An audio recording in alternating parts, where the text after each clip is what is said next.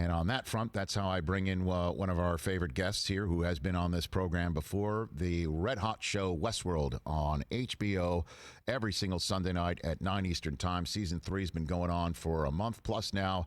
And he is a man who has put together a GoFundMe page to feed healthcare workers in the great borough of Brooklyn, New York during this pandemic. He is none other than Jeffrey Wright. How are you, sir? I'm doing all right, Rich. Maintaining here in Brooklyn. How are you? I am doing fine. We're maintaining here in Los Angeles, California. We know what brought this on, but why is this necessary in your world? This GoFundMe page, Jeffrey. Well, I live in Brooklyn. I love Brooklyn. My neighborhood. I live in Fort Greene section of Brooklyn. And one of the things that defines us is the places where we gather. We've got parks, of course, and we have restaurants, which really define culture for us here, define the character of our neighborhood. And they're places where we come together and we live. We live together. So I happen to have a couple of friends who own a couple of spots here, and one of them was not a delivery-oriented business, and so we anticipated that we were going on lockdown. He was trying to shift over to delivery mode, and I said, "Okay, you do that. I'll amp you up on Twitter, see if you can get some good business going." I called him up the next day. I said, "Mike," his name is Michael Thompson. He's over at a place called the Brooklyn Moon. I said, "Mike, how did you do today?" He said, "Man, I got 5 orders." I'm like, "Oh boy, that's not going to work." So I got pinged on Twitter that another friend, a guy named Vito Randazzo, over at a place called Graziella's, great pizza, great lasagna, the whole works, that he had been having customers call in to order pizzas on behalf of Brooklyn Hospital, which is in our neighborhood. In fact, I'm looking at it right now as I look out the window. So I reached out to Vito. I said, "Hey, put me in touch with the hospital. I want to see what's going on over there." He did. A guy named Lenny Singletary, VP External Affairs, incredible guy on the front lines.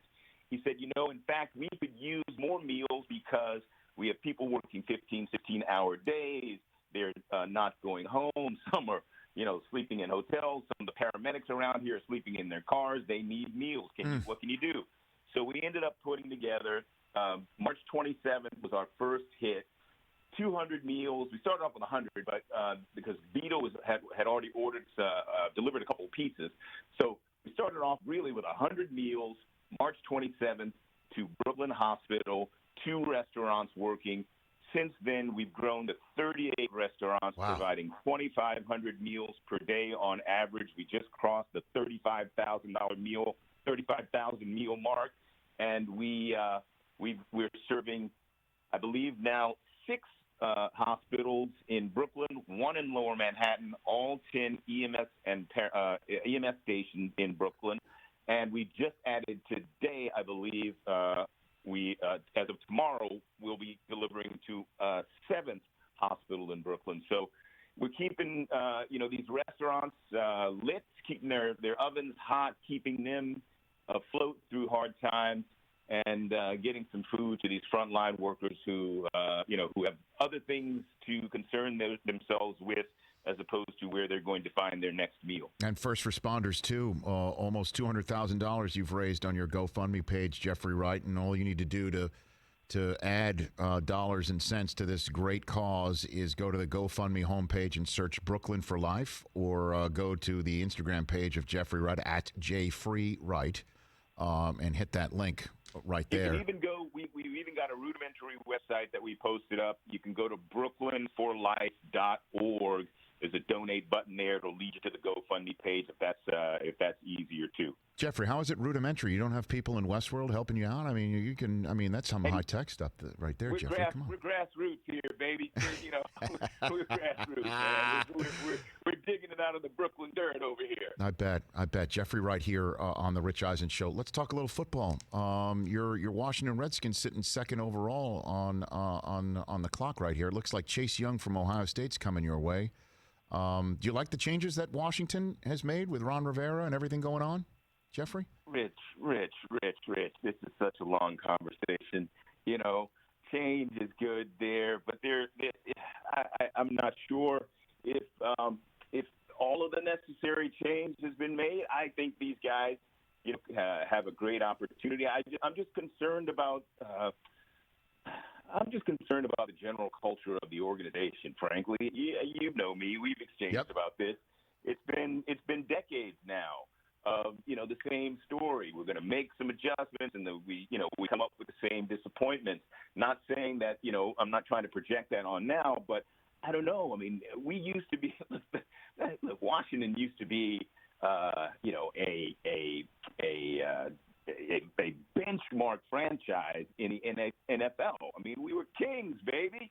And it's been 25 years of disappointment.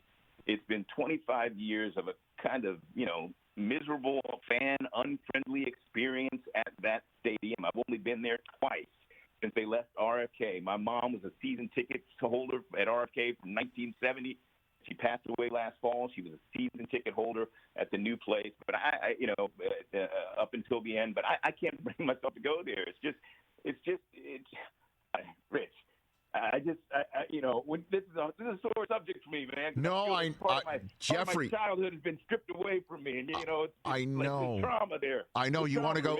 I know you want to go further up the flow chart.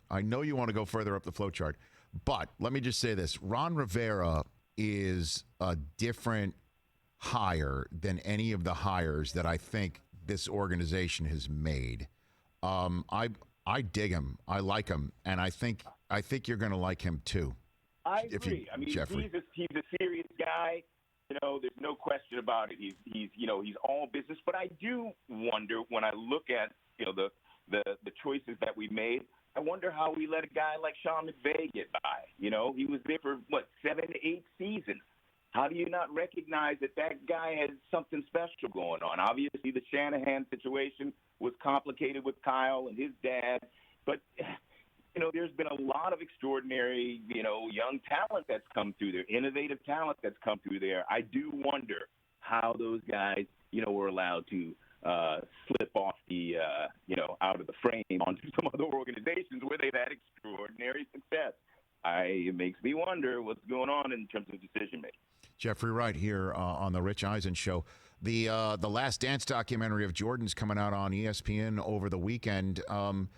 Do you have any memories of those eras? And obviously, we all know where Michael finished up in your hometown of Washington, D.C. Do you have any thoughts on that subject, Jeffrey Wright? Well, Jordan is just, he's Jordan. He's one of the most magnificent athletes that has ever been produced in the world. And so I look forward to checking that out.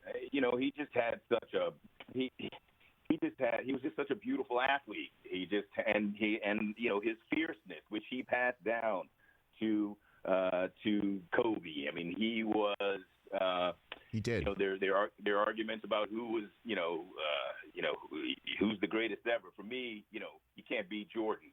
Jordan recreated the game, and he had a desire to win. He had a character about him on that court that few others can approach in any other sport. So I look forward to seeing it. But of course, I'm from D.C. I was a Bullets guy. Yep. Now we're the Wizards. But I'm in Brooklyn now, so I got to say I'm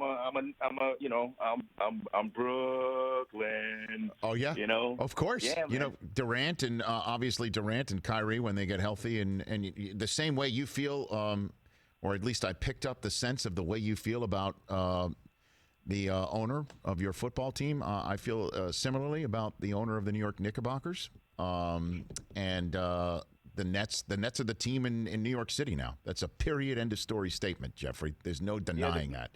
No denying. Question about it. And around KD and Kyrie, when they come back in full health, got a great group of young players there. They showed that the previous season. They were showing that this season. I went to see them. I've been working on Batman over in London beginning of January, so I missed a bunch of games. But I got tickets over there, and I went to see them when the Lakers came to town, and I said, you know what? These guys can beat the Lakers. I'm watching it. I'm saying, but it seems like, we may have read a few too many newspaper clippings here. And the Lakers, of course, are incredibly talented and also massive on the court, massive presence. But they were getting into heads, too. You had Dwight Howard like swearing and growling.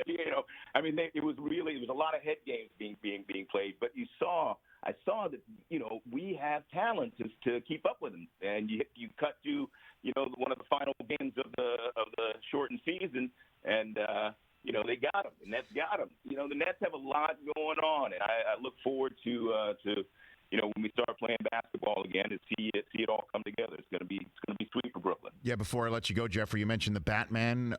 You are playing Commissioner Gordon in the Batman, which is out next year. Once again, you're playing the role of Felix Leiter in James Bond in No Time to Die, that hits theaters coming up later on this fall, as COVID-19 and moved the date of that all day and night. Available on Netflix coming up on the 1st of May. The French Dispatch out in October.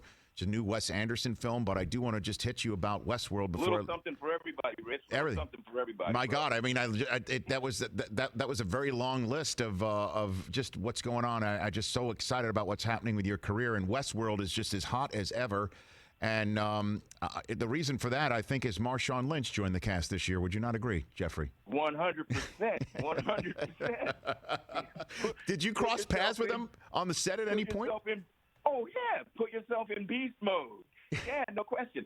Because we don't interact, I'll say, spoiler alert. Yes.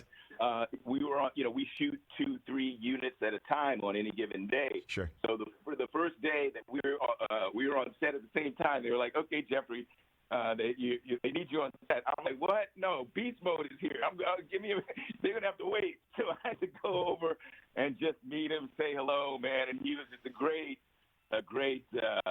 dude, man. Great character, really open, really loving being on set with us. And then, cut to what? 2 months later, yeah. He's back on the field. That's right. It was pretty. That was the first time I'd ever experienced that. Having a castmate who later went on to run for a couple touchdowns in the NFL. Well, I don't know if you're aware, Jeffrey. You might not be aware. I think Anthony Hopkins did it the year before. He did. Yeah. That's right. Beast mode. Yeah. Well, no, I'm sorry. That was Silence of the Lambs. He did it 2 decades ago. My bad. That was prior to me.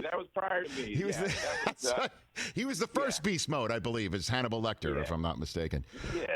He was playing back there. He might have even played back there in the days, the pre-face mask. He might have had a couple of, that was college. His college game. He was like college. He was like Blanda. He played forever, man. Jeffrey, great chat. Again, everybody should search Brooklyn for Life when you go to the GoFundMe page and join what has just been a beautiful seed growing in Brooklyn. A tree planted in Brooklyn, as we all know, is such an important, beautiful thing. GoFundMe page to feed healthcare workers and emergency service members in Brooklyn and in the city of New York during this pandemic. Thanks for joining me, Jeffrey. You're welcome here anytime. Thank you, Rich. Just trying to maintain and stay sane and stay involved here, man. Right back at you. That's Jeffrey Wright at Jfree Wright on both Twitter and Instagram. Hey, you watched all the way to the end. Thanks for that. Watch more right here.